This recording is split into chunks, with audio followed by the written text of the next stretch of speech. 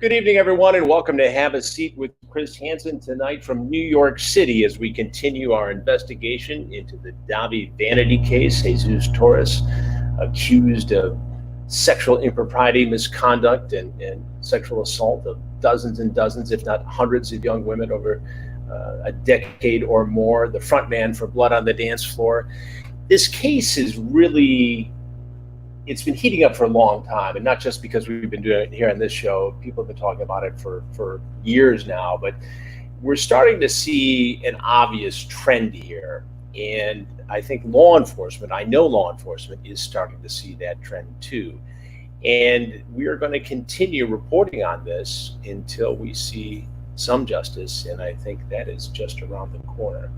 Tonight, we are very fortunate to have a guest, Tye Burns, who joins us right now. She first went to a Blood on the Dance Floor concert when she was 15 years old, and then began an online relationship of sorts with Dahvie Vanity through Facebook, and she's here to tell us all about that and how she was groomed and taken advantage of at that young age by Dahvie Vanity. Tye, thank you very much for being with us tonight.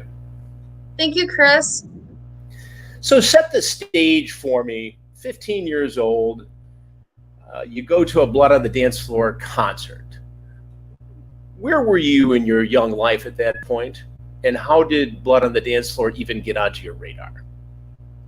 I first heard about Blood on the Dance Floor whenever I got into the emo scene culture. I was watching a video of how to tease my hair, and their music was playing in the background, so I was like, oh, I like this. I've always liked really vulgar music, so I started listening to them, and just so happens a few months later in November, they were doing a tour, and they were going to be in Houston at Fitzgerald's, and that was the first time I actually saw them. And now, at the time, I didn't really get in touch with him. I got like a picture with him or whatever, but I wasn't really on his radar. I had lost a bunch of weight from November to like January, February-ish, because I started taking Adderall. And I messaged him on Facebook, and I was like, hey, you should add me. And I don't know, maybe like a few weeks later or whatever, he saw my message, and you can tell by what he says, like it's all in caps, it's crude, it's like you could tell he was drunk, and he was like, oh hey, how are you doing? Yeah, let's be friends and stuff like that. And we ended up setting a date to meet up a week later in Houston at the Galleria Mall. So Tye, tell me about where you were emotionally at this time. 15, you're in school, obviously, living with your mom and your brother. Who was Tye Burns at that age? How would you describe yourself? I was innocent, but I was also already very broken. I had experienced a huge traumatic event at a very young age that had manifested into a mental illness, and I was not sure of who I was. I was constantly like wondering if my friends liked me, and I just, for someone like him, someone I idolized, to get in touch with me, I was like, oh, maybe my life is actually worth something. Maybe I'm not just here to suffer. I don't know. When you say traumatized, Tye, and I want to be sensitive about this, and I don't want to take you through what must have been a horrifying experience before you even met Dahvie Vanity. What are you talking about here? You were molested at a young age? Yes.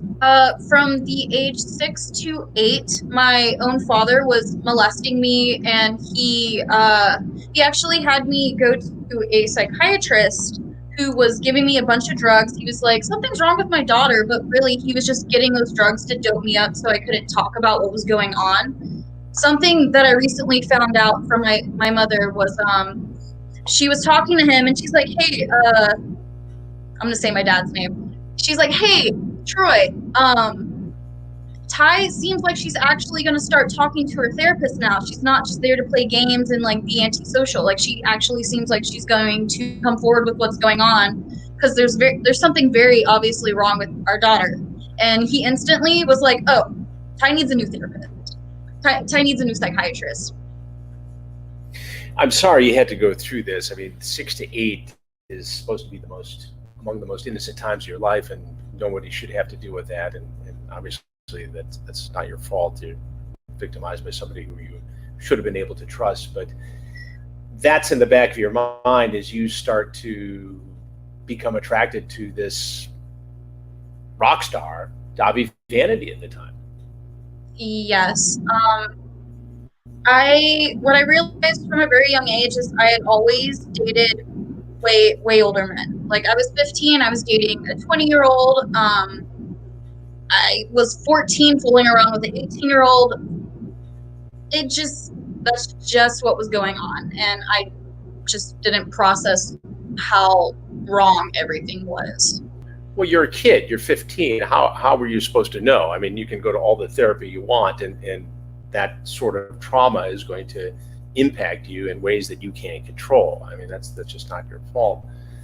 When you were talking to Dabi online, and let's take a look at one of the graphics here because we have that, and this is communicating with him on Facebook. You can see that Davi's picture is up there, Jesus Torres, and you reach out, hey, add me. You say something about try to come back to Houston because my friend wants to see you, and he comes right back. Added heart, sweet, yeah, we are coming back in December. We should definitely kick it. How's life, sweetheart? So he jumps right in, almost like he's pretending to know who you are. When you look at that message today, what goes through your mind? I should have never messaged him. I should have never tried to get in touch with him, because the events that happened after that were just so difficult to process for so long. And honestly, like with everything that's happened, have honestly shaped me into the person I am. And I would much rather have just had an innocent childhood rather than having an adult man come after me at 15. So he gets in contact with you when he comes through Houston. How does that all come together? Tell me what happened. So he messaged me and he was like, "Hey, I'm going to be in Houston in a week. Would you like to meet up?" And I was like, "Sure." I gotta ask my grandmother because I was living with her at the time. I had to ask my mom. I got the okay from everyone. My mom actually drove me to the Galleria and I met up with him. It was pretty easy because I remember talking to my mom. I was like, "Hey," probably a few months prior, I was like, "Hey, Mom, look at this man." And she's like, and she looked at him, and I was like, "Mom, I'm gonna marry him someday." Like that's. You said you're gonna marry him someday. That was your state of mind. It was. What did your mom say as she was taking over to the Galleria Mall? And for folks who don't know Houston, the Galleria is a big, super high-end mega mall right in Houston, the Houston suburbs there. What was the conversation as your mom was taking over to the mall to meet Dahvie Vanity? She was excited for me. She had it in her mind that if at my age, for her, if like her favorite band was like, "Hey, do you want to like hang out or whatever," like she would have wanted to done the same thing. So was she a fan of Blood on the Dance Floor as well, your mom? Yeah, I got her into them. Anything I was excited about, she always pushed me to do it. Was that, in a way, do you think your mom trying to have some sort of a bond with you? For sure. So you go to the mall, you get dropped off. Where do you actually meet Dabi? I believe I probably met him like a little bit inside, like towards the front. We immediately go to the Cheesecake Factory. We have dinner. I got chicken Alfredo. I couldn't really talk to him. He intimidated me. He intimidated me hardcore. So you were 15. He was what, 24, 25 at the time? I think he was 27. 27. So that's a big 12-year stretch, Did you ever think, and again, I'm not trying to cast a shadow on you here because you're 15 years old, but did you ever think, what's this guy 12 years older than me doing, taking me out to dinner? Okay, so I didn't really understand the beginning of our relationship, but what our relationship turned into was I started to write music, and I'd always, ask his input on things. I'd always show him my songs, like I'd send him singing videos. Like, he was kind of like a mentor. So you were an aspiring musician at this point. You saw yourself as a young, up-and-coming songwriter, musician. You played the guitar a little bit? A tiny bit. Tiny bit. So you have dinner at the Cheesecake Factory at the Galleria Mall, and what happens when you wrap up dinner? What do you do? We probably walked around the mall for like 20 minutes, and I just really wanted to tell him how his music helped me. I was like, your music saved my life. That makes me laugh now. Anyway, I was like, I told him about the incident with my father, and that he was very comforting. He was like, I'm sorry that happened to you. That shouldn't have happened to you. But not even 30 minutes later, he took me out to his car. Before we get into that, it had to be somewhat difficult for you to actually confide in somebody like this about what had happened to you with your father. I mean, that's a obviously traumatic, horrifying, but for you to admit that to him, to this guy who is your rock star hero, that couldn't have been easy. I wanted him to know how much I loved him. I guess that was my way of showing love to him. I could be open with him about my trauma. And how did he react when you told him that story? He was just super comforting, and he was like, you're gonna do well, and he called me Lunar Eyes, and he always acted like my best friend. You leave the mall. Where do you go? Okay, so how this happened, he was like, hey, I need to go grab something from my car. Do you want to come with me? And I was like, yeah, sure. So we go out to his car. It's like this big Tahoe. He's like, hey, he gets in the back seat. He's like, hey, can you come help me with something? And so I get in the back of the car to figure out what he wants. And he grabs the back of my head really hard, like to where like some of my hair gets pulled out. And he opens his pants and he shoves my face on him and makes me give him oral sex.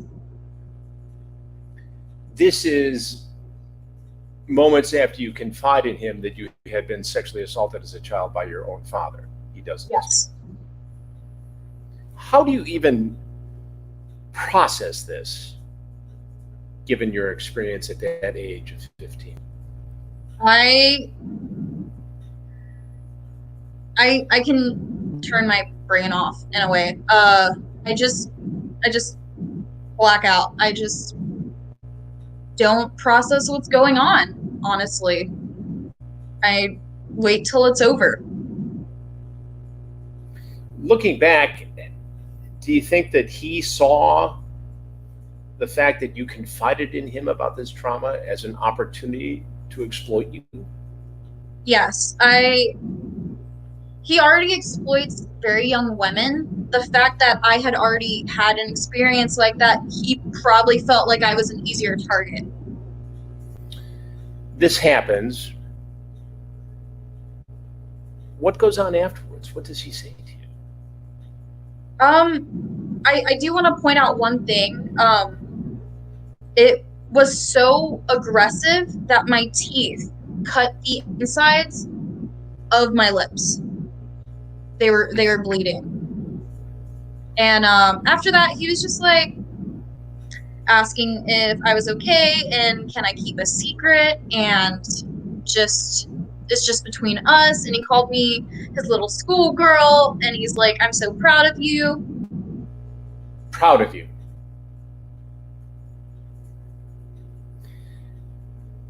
Looking back, is there any question in your mind that this was forcible sexual assault? Oh, this was definitely.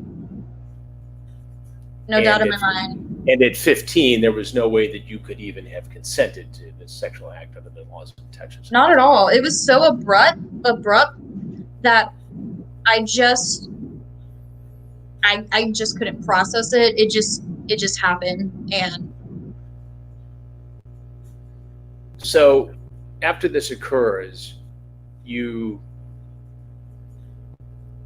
end the date, the assault, the attack, the encounter. Your mom picks you up at the mall. Do you have any conversation with her as to how this encounter went? Did you show her any concern or express the fact that you had just been assaulted in this violent way? no, I didn't. What was the conversation with your mom?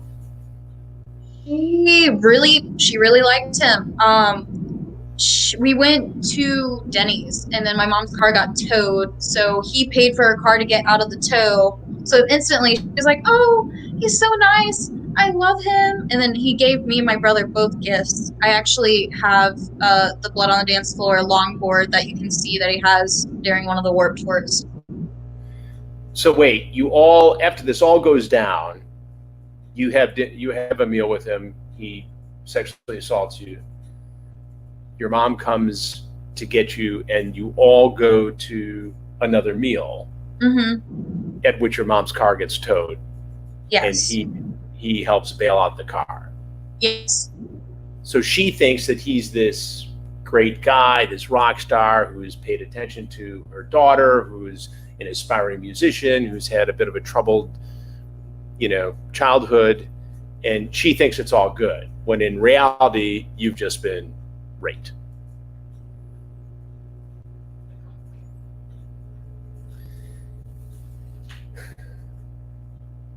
Everybody goes their separate ways. Your mom thinks it's fine. When do you next speak with Dahvie Vanity?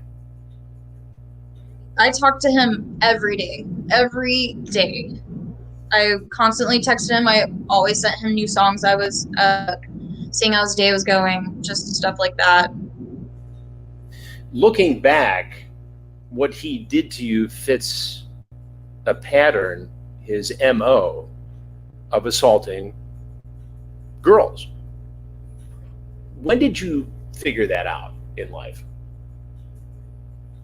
When Megan Hood posted her video, I was like, I always knew there was other girls because I actually met one when I did Van's Warped Tour with them while I was 16. But I didn't realize how many. So at some point, the conversation online with him turns to actually coming to visit. And Yes. I want to put up another graphic that we have here because it's especially telling. You talk about visiting, and he says he's going to need a guardian letter, etc., for that to happen. All right. So what's the plan? Because if you do come, I need a guardian letter, etc., for that to happen. Guardian letter meaning that your mom had to sign off on you going because you were underage. Yes. And did you think that was odd that you were going to go see this guy and you're going to need the permission of your mother because you were so young? No, I was excited. I thought I loved him. I thought he would say things like, when I'm 18, we can date, we can finally be together. I thought he was my one. I always wanted him, I guess. You go to visit him in Arizona. How far into the relationship was this? He and the band were living in Arizona at the time. How did that all come about, and who all went to go on the visit?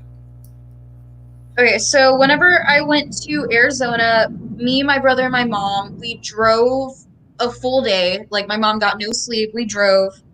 The moment we get there. It's Chandler, Arizona, I believe was where it was at. My mom and brother pass out. I instantly like start talking to Dahvie because I slept in the car, and we're just hanging out for like the first 10 minutes. And then the same exact thing happens. He's like, hey, I gotta show you something in the merch room. So.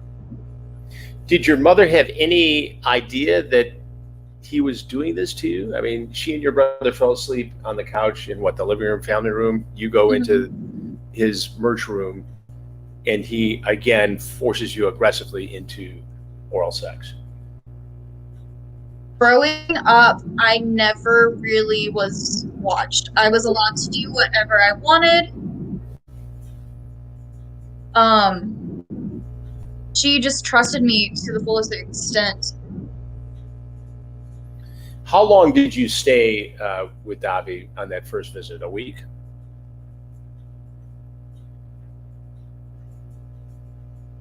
I was allowed to stay with him for a full week, yeah. And did your mom and brother stay that whole week too? Yes. And how many times did he assault you during that week-long visit? At this point, I can't remember how many times per visit, but I know like in total it was probably about 10 to 15 times. 10 to 15 times, and all pretty much the same MO, the same thing went down? Yes. And did you ever tell your mom about the real relationship between you and Dabi? When I was of age, whenever I stopped talking to him, I was like, hey mom, so this is what actually happened. Whenever we were going home from the Arizona trip, she was actually like listening to their music because I had it blaring in the car, and they said something sexual about getting head or whatever. And she looked at me and she's like, Tye, is this what's going on? And I was like, no, that's not what's going on. He just likes me as a person. He just likes my music, and he's just gonna help me when I, graduate and stuff like that. So you go back, and after that first visit, the conversation continues online between you and Dabi. Yes. And when do you see him next? So, next time I saw him, I have it written down.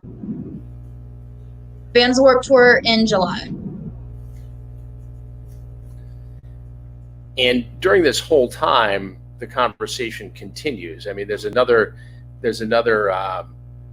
graphic here we have where, your picture's up and you say, I feel pretty. And he says, you just get sexier and sexier. I don't try, but thank you. Well, you should. Again, looking back at this today, this is grooming by a 27-year-old rock star, if you will, of a 15-year-old girl. You're exactly right. I would send him pictures all the time. He'd always would say really nice things to me. Things that I never kept. For some reason on Facebook, I decided to screenshot whatever made me feel good, and I put it in this little album just for myself. But he would say some really gross and vulgar things to me, and I would instantly delete it because I didn't want to think about it. I didn't want to think about that being part of our relationship. What kinds of things would he say? He'd always start off with like asking how I'm doing in school, and then he'll be like, oh, you're my naughty little schoolgirl, because I was never good at academics.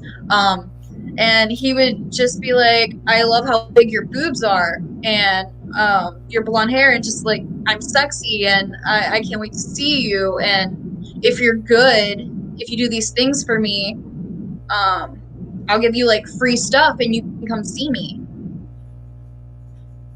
Did you have any idea at the time how many other young women he was doing this with? No. I met the first one in July at Vans Warped Tour. And how did that go down? We talked about it. Because she was only a year older than me. At the time, I had just turned 16 on July 10th.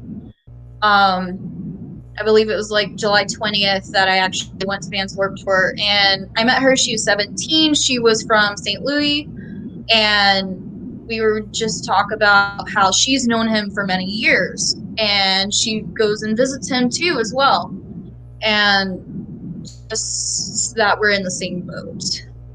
And what did that say to you? I no longer felt special. As gross as that sounds, I was like, I'm just another underage girl in another state. Earlier, you talked about the Megan Hood video. Megan is another victim survivor in all this. What was it about her video, and when was it that you saw it that really said to you, "Oh my God, I gotta speak out about this. This is terrible what he's been doing"? What really bugs me the most about my situation was I really wish I would have came out sooner, because I feel like I could have stopped so many other people from getting hurt, because mine happened in 2012 and it happened for like a year and a half. And if I would have said something, so many people wouldn't have been hurt. So many people. And her coming out was just she was so strong. And at the time I was going through a lot, and I couldn't have done that. And she really gave me the courage to come out and be like, hey, this happened to me too, and it's not right. You know, Megan Hood and other young women who did come out to talk about this abuse at the hands of Dahvie Vanity were victimized yet again by his fans, who really were abusive and defensive of Dabi. And you saw some of that happen with Megan Hood, right?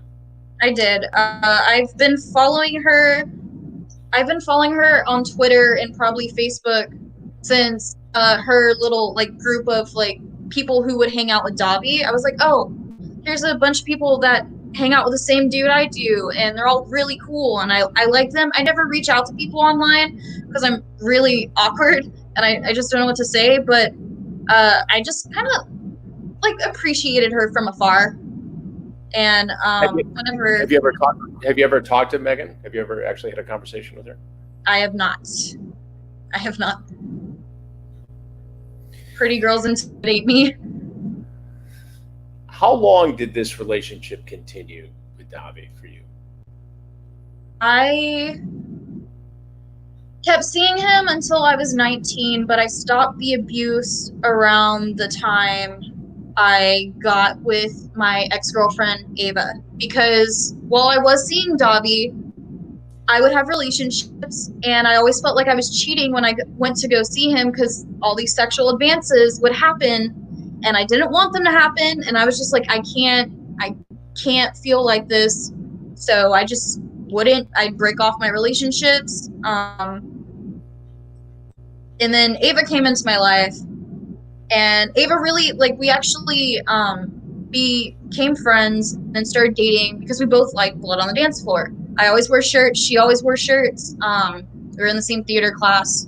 I actually took her to their concert, I believe, was in December after we got together, because we got together on October 31st. And Dahvie did try to advance, and I was like, no, I want to be real in this relationship. I really like her. So. And how did he react to that when you cut off the sexual relationship with him? He stopped talking to me near as much. I mean, I wouldn't go visit him anymore. I would see him whenever he came into town. I'd get free tickets and I'd bring some friends, but we didn't have the relationship we used to have. And, I was okay with that at that point. Was that what made you cut off the physical relationship with him, that your other relationship, or was there something else that occurred between you and Dabi that you said, this is just not right for me, I can't do it anymore? I think it was meeting the girl at the Florida Vans Warped Tour. Just seeing how he actually is and how like toxic of a person he is and what he's doing. I loved him, but I wasn't in love with him anymore. I had grown past that, and I wanted to move on with my life. I didn't want him to be my obsession anymore. I wanted to do my own stuff. I didn't need him. But for some 4 years, you were connected to him. What did those 4 years do to you? What was the impact of those 4 years? I always thought whenever I left high school, I would go move in with him and I would help him with his tours and his merch. And that's what the plan was. So I honestly did not plan for anything after high school because I was going to move to California with him. And basically everything fell apart and I just didn't know what to do with my life. I didn't for a long time. You basically hedged your entire future on being with Dahvie Vanity after high school. Pretty much. He would constantly be like, I can't wait for you to move in with me. I almost did, but I was like, hey, I want Ava to move in with me as well. And then he just cut that off. And I was like, okay, well, I guess Ava, we gotta figure out what we're gonna do after high school. And how many times did you actually visit him after that first visit in Arizona? I only ever really stayed with him whenever I went to his house at Arizona, and then whenever I did the Florida Vans Warped Tour. But I would follow him around whenever he'd come to Texas. I'd go to every tour. And actually, before I went and saw him in Arizona, it was the Fight to Unite tour, and I went to 2 of the shows, and he let me stay on the tour bus. So, what was the environment at that house in Arizona? You shot a video of yourself, and the band is warming up in the background. We're going to put a couple of these videos that you shot and shared with us on the YouTube channel here tomorrow, so people can check it out as added content to the interview that we're doing tonight. And what's striking to me about the video is that you're there, you're sort of narrating what's going on. The band is warming up to practice in the background. You don't really see Dahvie in that particular video, but stuff's happening. How would you best describe the environment in that house? What was life like during that week you stayed there? Dahvie is very eccentric. It was a lot of fun, honestly. Everyone was always hanging out. My mom was smoking weed out in the back with everyone. It was just honestly a lot of fun. Ozzy was showing me how to play guitar, and I was we would swap music, and I got to know Brian and Mulroy, and Ozzy was my favorite. Jay was really nice. I remember Dabi actually wrestled me to the ground. He's he kind of switches with his personality. One moment he'll be completely calm, the next moment he's just so energetic and just has to do something. And he's an odd one for sure. What makes Dahvie this way? We know his MO with girls. We know the aggressive nature of it. We know there have been police investigations. We know that he's damaged dozens, if not hundreds, of lives around the world. We've interviewed victims in the UK, across the country. People who stayed silent for a long time because they just didn't think anything was going to get done. And now today, people are coming forward. People are speaking here. People are filing police reports. People are going to the FBI. But looking back now, these years later, what makes him the way he is? I think he has a personality disorder, honestly. I think he's narcissistic. I think he has to always have his way. He has to get what he wants, regardless of who he hurts. And he'll do it either being the nice way of getting what he wants, or he'll do it the aggressive, mean way. And he's always just going to get what he wants.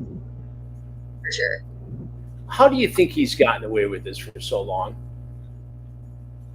Because he knows how to make people feel special. He really does. He says the right words. He cares. One of the things that happened with like me was my brother had gotten cancer right around the time I met him, and he'd always ask me, "Hey, how's your brother doing? Can I send money? Like, I want a benefit concert," and stuff like that. And he really acts like he cares.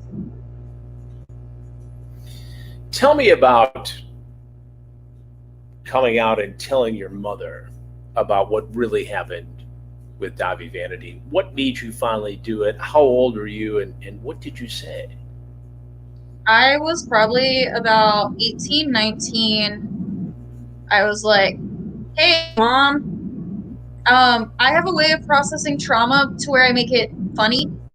Anyway, I just bottle it up inside, and I'm like, okay, Mom, here's something really awful that happened to me, but I'm going to say it like it doesn't bother me at all, and I'm actually laughing about it, but really I'm just hurting on the inside." And I was like, "Hey, Mom, so actually he was making me give him oral sex this entire time, and I think what was going on was grooming." And she was like, "Tye, why did you not tell me sooner? I would have beat him up. I would have pressed charges. I would have done all this stuff. Why could you not tell me?" And I was like, "Mom, I thought I loved him. I don't know what's going on. I was 15. Everything sucks." Everything sucked. Yeah. Well, I mean, that's the mindset of somebody, who's that age. This is not, this is your fault here, and I think that's important, when talking to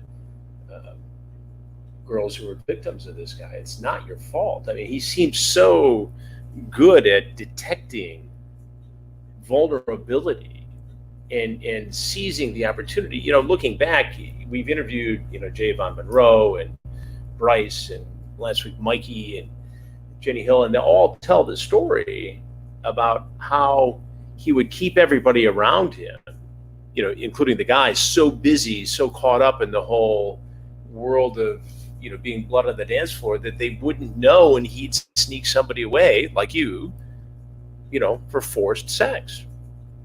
And I think it was Bryce who said he was just really, really good at being a really shitty human being. Pardon my language. Is that fair to say?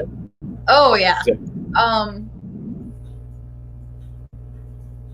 My personal opinion, I don't know how people didn't know, honestly. Because, I mean, I stayed at his house. Being 15, I stayed in his room at his house. That's not okay. Who do you blame for this? Obviously Dahvie, but is there anyone else? I don't blame anyone, honestly. If anything, like, I blame myself for even getting caught up in it. I should have known better. I should have seen the signs. Tye, you're 15, and I know. You have a lot going on in your life. You can't blame yourself for that. I can't blame anyone else though either, because that just builds up a lot of hatred, and it's just easier to put it on myself than other people. How are you doing now as we speak? How is Tye Burns tonight? I am doing great, finally. I've gotten the mental help I need, and I'm going to school, and I'm just progressing in my life for the first time in ever, and it feels really nice. Well, I'm so happy for you. How important was therapy help to you? It was extremely helpful. I definitely recommend it for anyone, for any reason. Like, you should always have someone to talk to. If you can't talk to your friends or your family, like, please just go talk to a therapist about anything that's going on in your head. Like with me, I bottle up my emotions. I have problems expressing the way I feel to people, and I think everything's a joke, and I just can't handle stressful situations, and therapy has really definitely helped me with that. To the other girls, now young women who have been through this, what do you say to them about getting therapy, getting help, talking to a professional?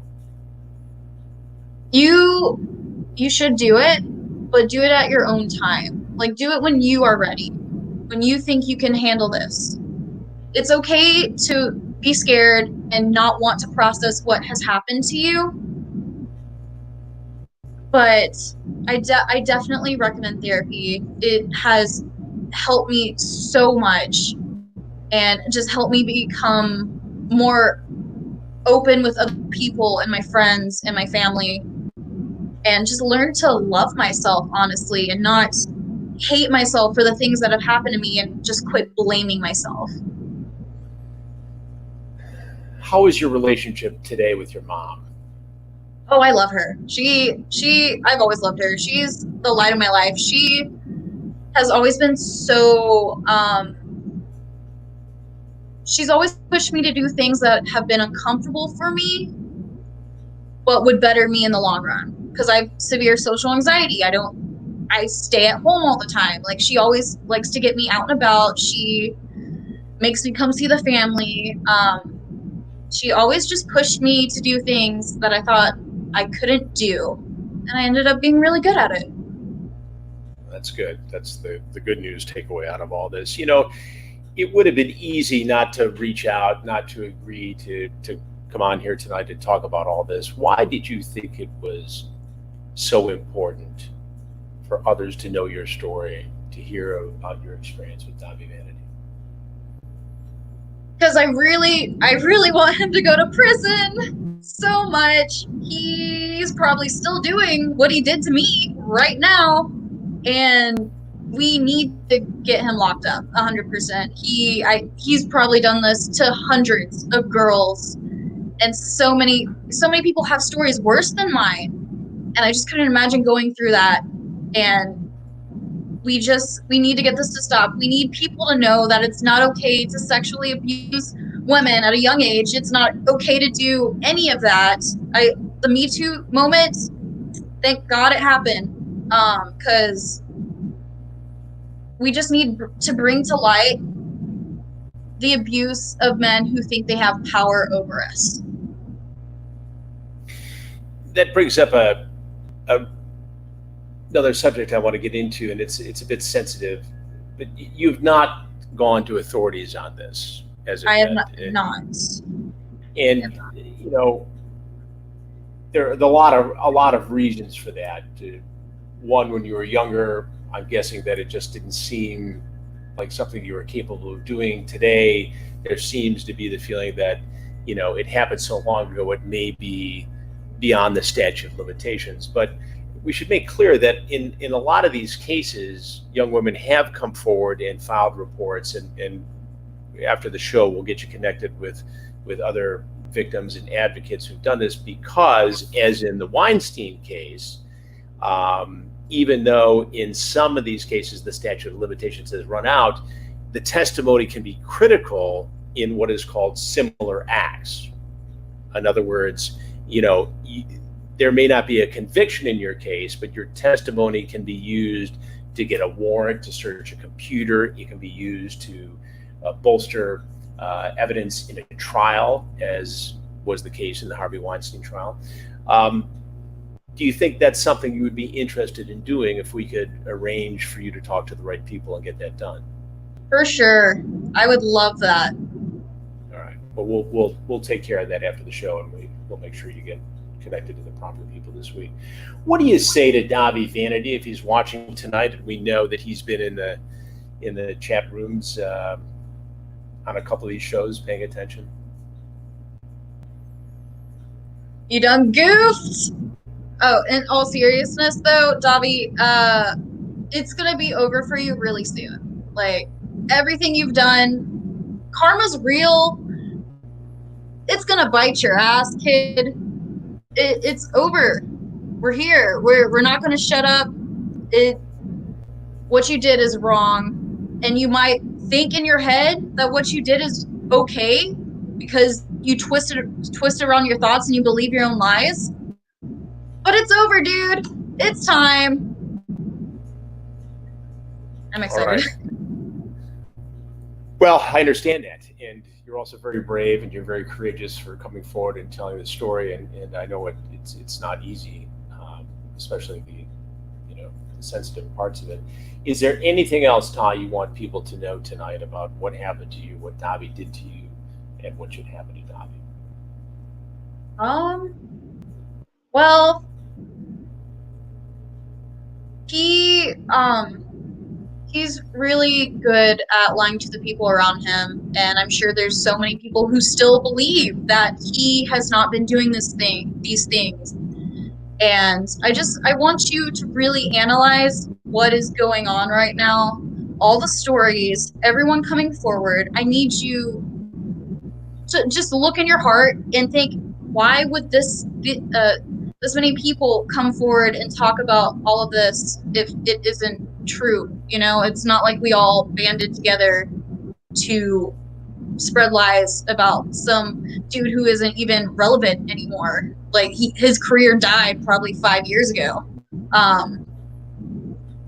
It's real, and Dabi, it's over. So, and yet he's out there on social media sending this message of positivity and caring and communicating with young women still to this day, underage women, based upon what we can see. Yeah, it disgusts me because I was in the same boat. I was in the same shoes. You just don't talk to him. He's not worth it. He's so fake. Hearing the other girls say he would look up inspirational quotes and post it, that makes so much sense. Like, just being around him in person, he's positive, but he's not like mystical, spiritual. That positive, he's genuinely, like, I think crazy, because either he's bipolar, something's going on, something's not right. Is there any question in your mind that he's a true predator? Oh, for sure. For sure. His schoolgirl fetish, even though I'm not kink shaming anyone, but an actual schoolgirl fetish with underage girls, that's disgusting. You need help right now. Well, Tye, I'm so glad that you've gotten help. I'm so glad that you've found the counseling that's gotten you into a way better place. We'll circle back around with you and get you connected to some of the advocates involved in this case and make sure you have the ability to get all your information to the proper authorities and become a part of that movement that has become so strong and so vocal. And I can't thank you enough for being here with me tonight and sharing your story. Of course. Thank you for having me. All right, Tye Burns, thank you again. We will be in touch. Some of the videos we spoke about earlier will be here on Have a Seat with Chris Hansen on the YouTube channel at some point tomorrow, and you can take a look at that. And it really those videos take you inside the house and kind of give you not only the vibe of what was going on, but also a sense for why this was so alluring to young women and to other people who are in the Dahvie Vanity orbit. We're going to continue this investigation. We will continue to push for justice, and we will continue to seek the voices of victims. I should also add that our other investigation, Onision, James Gregory Jackson, is heating up a little bit. And I anticipate that within the next week, we'll have some developments. And there's been a lot of chatter about the investigation and the status of the investigation. And I can assure you tonight that it is continuing, and we'll talk about that more in the weeks to come. Anyway, thanks for being with us tonight. Have a pleasant, peaceful evening. I hope you're getting through this pandemic, which seems to be rearing its ugly head again in some parts of the country. Stay safe, stay healthy, and I'll be watching. Have a good night.